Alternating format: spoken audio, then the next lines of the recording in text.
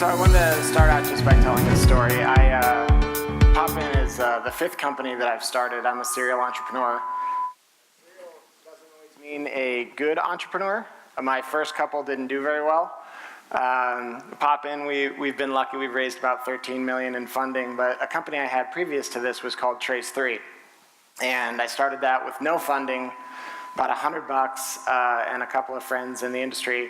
And it was to be a reseller of equipment that you know about. You guys hearing a lot of feedback on this? All right, how about now? Is that better? Okay. So I grew that company up to about 180 million in sales, and we realized that at that point we had about 100 engineers that worked for us, and we were reselling equipment like Cisco and EMC and NetApp, if you know storage equipment or networking gear. And we knew that there was this new wave coming of cloud and AWS and all these things. So we decided that we were going to try to retrain all of the engineers in the organization in a 7 or 8 month time frame to the new technology. And I was running that company. I was in my 30s. And we went out and we did what we would normally do. I went out and we talked to 7 or 8 of the engineers and said, hey, if we were going to try to retrain you to all this new technology, what do you think would need to be in the program? How would we do it? It's called management by walking around. We got some great ideas. I didn't realize at the time that when the CEO asks you for ideas that you usually do a lot of butt kissing and maybe you're not being totally honest. And so we put together this program and we thought it would be really cool, like with Terminator 2 and all that. We called it Rise of the Engineer, that our engineers were going to rise from what they were doing and go to this next level of learning all this new tech. So we got on stage. We were at a big show. There were about 1,000 people at the show. Trace3 would put on this big show every year in Vegas. And I was on one stage, and my VP of engineering was on another stage with the team. And it was a room just like this, and he rolled it out. Rise of the Engineer, and he almost got booed off stage. Everybody was so upset. And no one knows what they were upset about. We were kind of confused because we thought we had gone out and talked to them about what they wanted in the program. We rolled it out, and we had about 8% adoption for the program. We spent $2.5 million on it, and we got about 8% adoption. I've been on the stage with the CTO of Experian, with people at Chick-fil-A, with like all these companies that we worked with. And I will often ask, like, how many of you have ever worked on a project at a company you worked on that you just knew had no chance of succeeding? And almost always, like, all the hands will go up. And then I'll do a trick question and be like, how many of you are working on a project like that right now? And then you'll see some hand goes out, and then there's like a oh shit moment, and everybody pulls their hand down because they don't want anybody to know. So we came up with this idea like, man, maybe it's not cool for employees to tell the boss like what they think. Maybe it's actually not safe for them to do that. And management, by walking around, and our communication methods of standing on stage and just barfing downhill on everybody and nobody in the audience gets a say, maybe that's not a good way to do it. So we came up with this software platform like while at Trace3, where I went and I anonymously asked the 100 engineers, hey, for Rise of the Engineer, clearly it didn't work. I don't want to keep spending all the money on it. If you guys could suggest one thing that would increase the adoption of this program, what would it be? And we crowdsourced it. I didn't really know what crowdsourcing was at the time, but everybody went on the platform and they all got to put their answers in anonymously, which means they could tell the truth. It was a way to have an honest conversation, and then they could all see each other's answers. And when they could see each other's answers, they could vote like or dislike. So I could have a conversation with all 100 engineers anonymously. They could tell me the truth, and you would be shocked. The things that rose to the top, the voting makes things rise to the top, the downvotes makes it go to the bottom. I could tell where the common voice was. I could tell where the vocal minority was. I could figure it all out, and I could figure it all out in like 5 minutes. And 3 things that went to the top, 2 of them that would make the program a success were already in the program. Like, how insulting is that? My VP of engineering got on stage to talk to the group about the program. He must have said something early on that made them upset or turned them off, and they stopped listening and they just didn't adopt it. So what did I do? I let them know, hey, I'm going to put those 2 things in the program, even though they were already in the program. And the other thing they wanted was more memory in their laptops. That was actually what came to the top. So I put a little more memory in their laptops. I put the 2 things in the program that were already in the program, and we got 98% adoption for Rise of the Engineer in 8 months, and we retrained it, and the company went from 180 million to 300 million. We skipped the 200 millions that year. Absolutely shocking. I learned that sharing authorship when you roll out plans is a must if you want adoption. And that is really where POPin was born. So I'll go ahead, I'll let you guys read this. I love this slide. I think I stole it from a competitor. I don't even know who Primary Intelligence is, but it's a great one.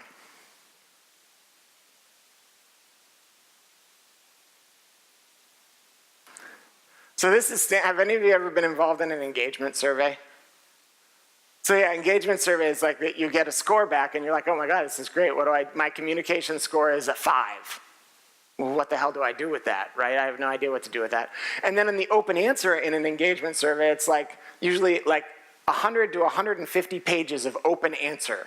Where like, if you think about surveys, I always think about like people, I have to explain, you were saying yesterday you have to explain what crowdsourcing is usually. Usually nobody knows what crowdsourcing is when I'm talking to them.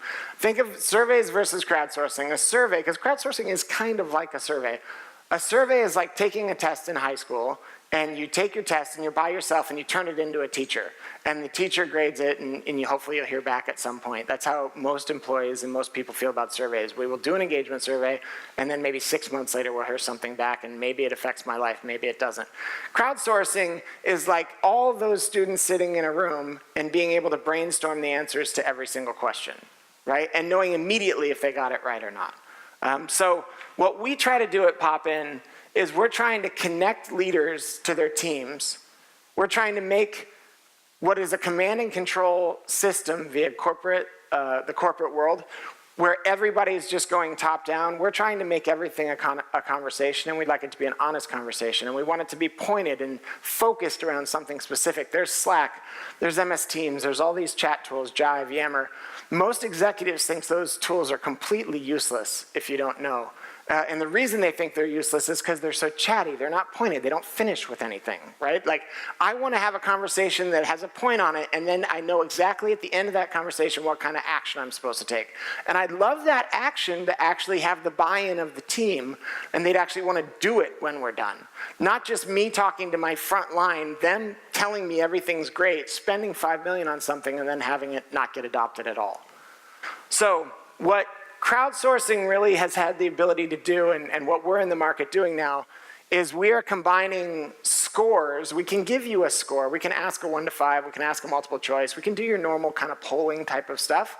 But I never want to have a score where I just stare at the score at the end and don't know what to do. I want to have a score, and then at the end of that session, I'd like to also have context to why did I get the score? Right? So if you look at this question, how effective were the topics covered in today's meeting, and where do you need more clarity? I see that I got a 3.9 out of 5. Is that, I don't know, is that good or is that bad? Well, I lost my slides. Sorry. Oh, I see what's happening. Trying to go to a video, hold on. Okay. So this is what crowdsourcing looks like, right? And I'll usually stop here because not everyone thinks they get it, but they don't necessarily get it. So you see the voting, just like on Instagram or on Facebook or any other social media, the voting actually stacks ranks by 1 to 5. So I actually get a sense, I got a 3.9, but here's actually what their thoughts were about it. Imagine this in a much more important question. Like, hey, rate your confidence in Hayes' strategy that we're rolling out that we're going to spend a bunch of money on, and please tell me one place you think we could improve the strategy to get more adoption.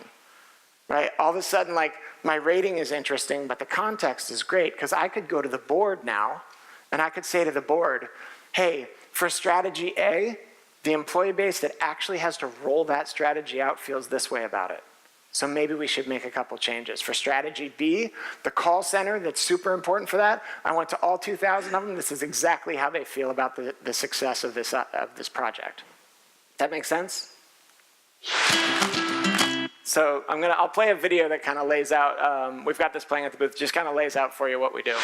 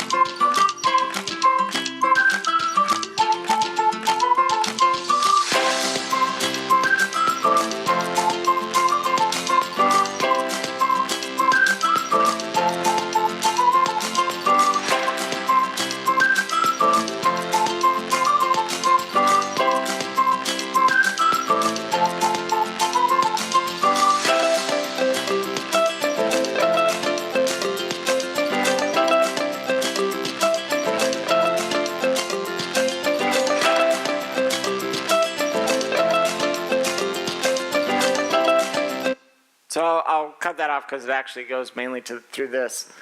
We always stop here when we talk to clients. So we have clients like UPS, Western Digital, I mentioned Chick-fil-A, huge, Fortune 100 companies, but also a lot of mid-tier companies. And what we're really targeting is we're just trying to find leaders in organizations that want to have honest conversations with their team, really to move the business forward.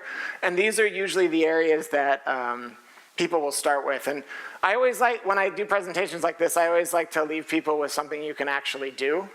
So this is, we have a bunch of case studies on our site if you want to go see them. Some of my favorite are the CRH one, 3 million in a program recovered. This is where a program had just stalled and they couldn't figure out why it stalled. And it turned out they just went and asked the employees why it was stalling that were working on it, and they told them immediately, and they were able to recover the $3 million that they were losing on the project. But I have a construct that really helps leaders kind of try to figure out, okay, so you've got a crowdsourcing app, and crowdsourcing apps can be incredibly dangerous. Like if you ask, what do you hate about working here? Like you can have a really negative session. And when we started the company, we didn't necessarily understand that. We used to ask all the time, what would stop you from referring a person to work at our company? And we're like, HR, you're gonna love this. You're gonna understand exactly why your Glassdoor rating is terrible, right? And they would ask that question, and like everybody would just lambast like the company, and the CEO would be like, POPin is fired, they're out of here. Right? We get that all the time. Like when you ask really tough questions, expect to get really tough feedback. So we have spent so much time figuring out the psychology of how to ask good questions. I think there's a talk on that today. How to structure good questions, how to get constructive feedback versus destructive feedback. And we really break it into these 3 groups, and we made kind of a little kitschy thing about it almost being like a workout. Like if you want to have a really strong team where you've got strong trust and clarity and buy-in with your teams, that you need to actually consider it something that needs to be ongoing all the time, almost like going to the gym. So with the warm-up questions, what we really focus on, everything is positive. It is almost impossible to have negative feedback with the way that we do warm-ups, and we recommend that you do warm-ups every month. And the reason that we want to do the easy questions first, because we'll find people, like Irvine Company is one of my favorite clients, and they like immediately just wanted to start asking all the heavy lifting questions. One of the reasons you start with the warm-up questions is because this is a new medium. Remember, people out in the world are used to surveys. Surveys, you're going once and you're done. With crowdsourcing, you're going to go in and put your feedback, but then the voting is what really makes it important. And throughout a 3-4 hour period, you're going to want them to go in a couple times. So the warm-up questions look like this. Format's a little off, but describe a standout performance by a team member that deserves further awareness and applause. To date, we have yet to have a negative comment ever come back on that question. It is great. Like I do town halls every couple weeks with my team. Usually what I'll do, if this was January, February, and March, I will run these kind of questions right before the town hall so that I can get up on stage, and the first thing I'll do is I'll say, hey everybody, I heard you. Right? A town hall is usually a one-way conversation. I heard you. Let's recognize this person. Let's talk about this thing that we love about our jobs. Very positive conversations. As we move forward to the cardio questions, these are ones that really are around uncovering confusion in the organization. So if I want to know what's top of mind, instead of before like a town hall meeting, I would, instead of a recognition question, I would just ask them to help me build the agenda. And when they help me build the agenda, it gives me a great sense of where they're at. I pull up my dashboard from POPin. I start the town hall by going through 2 or 3 things that the team wanted me to cover. What kind of leader do I appear to be at that point? I'm a leader that listens, right? I'm building trust with the team. And then at the end of the meeting, I'm going to figure out whether the message lands. And we're going to do a little workshop later today on how you can actually really improve your communications by listening first, giving your message, and then at the end of your message, say, hey, where do you guys need more clarity? Because I don't know if you guys, run big groups or big teams, but all the time at the end of a meeting like this, I'll ask if there's any questions, and what happens?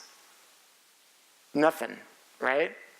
And very often if I've made a bunch of changes to what we're doing with our strategy, and I ask, is anyone confused? How many people are going to put their hand up and say, yeah, I feel stupid, I don't get it? Nobody. But when you launch this at the end of a meeting, 5 minutes left, and say, hey, while your butts are in the seats, just log into the POPin and let me know where you need more clarity, and the thing just lights up. because people feel safe to go in and anonymously say where they don't understand things. And then the last, these are really kind of board type questions or for leaders running departments. I'd love to be able to predict before I spend $5 million on something whether it's going to work. And you can absolutely do that with crowdsourcing. You can ask them their level of confidence, and then you say, just suggest one way that we could improve adoption for this, and it will be amazing. You know, my father was a turnaround CEO, and the first thing a turnaround CEO does is to fire everyone at the top. And then where do they go? Which group do they go talk to after they fire everyone at the top? The bottom. They go straight to the bottom of the org. Why do they go to the bottom of the org? Because the bottom of the org always knows what's going on, right? But it is career limiting for them to speak up. Well, with POPin or crowdsourcing, any of these apps, you can skip level right to that group and just ask them. You don't have to fire anybody. It's great. It's kind of amazing. So we really work with our teams. We have a customer success team that works with teams on how to structure these questions. There's a lot of work that has gone into just the simple structuring of the language that you see on these questions. And all of these templates are in the app. So if you've launched an Evite, then you can launch a POPin. It's that simple. All the templates are there, and you can ask custom questions if you want as well. So I wrote a book called Management versus Employees. I think I'm back up on stage at 5:20 today, I think in this room.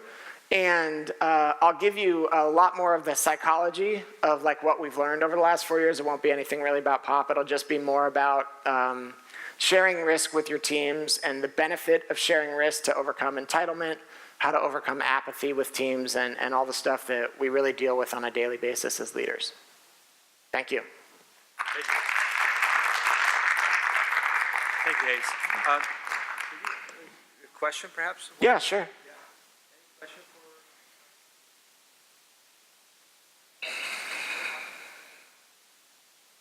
for? I can hear you. What is the secret sauce between people back and people vote? Back, like let's say 100, and then Yeah. you go through and vote on that. Yeah. Versus 2 people. Right. Voting on it too. What's your recommendations for kind of balancing? So we found that DirecTV was like one of our first clients we ever got like 3 years ago, and the CIO used to run it with 1,000 people all the time. We found we never got more than 50 or 60 answers. I don't know why. I've never studied why that is. I think when there's a bunch of answers in the feed, people start to go and look and vote.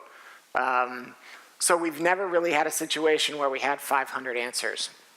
What will happen is we have comments the same way you would on normal social media, and we'll have large conversations start to happen around certain answers. And we added about 7 or 8 months ago dedupe into the app. So as you're typing in your answer, if your answer looks like another answer that's in there, it kind of signals you, hey, that's in there. Would you rather just vote and comment on that one? And that's worked really well for us. And while we do, have clients that use it with like really large teams and in town hall settings, I would say 80 or 90% of our use is just simply asking a team, like a project manager or someone running a project, asking a team like, hey, what could we do to improve this? Let's look at this process. Is there anything we could do? We're in this sprint. Have we really considered everything we need to consider? So usually the sessions are being run with about 70 to 150 people, and that size is like perfect. I run it on a every other week basis with like 18 to 20 people, and it also works great. We also, at times when we're building out the product, we'll run it with our customers too, saying, hey, we're building micro apps on the product now, engagement surveys, POPin live, all these different things. Which would you like to see us do and why? And that why is where you really get terrific feedback. So, yeah. Great. Hayes, thank you very much. Yeah, thank you. Look forward to seeing you again on the stage and All right. also the workshop too. All right, thanks a lot. Thank you. Appreciate that.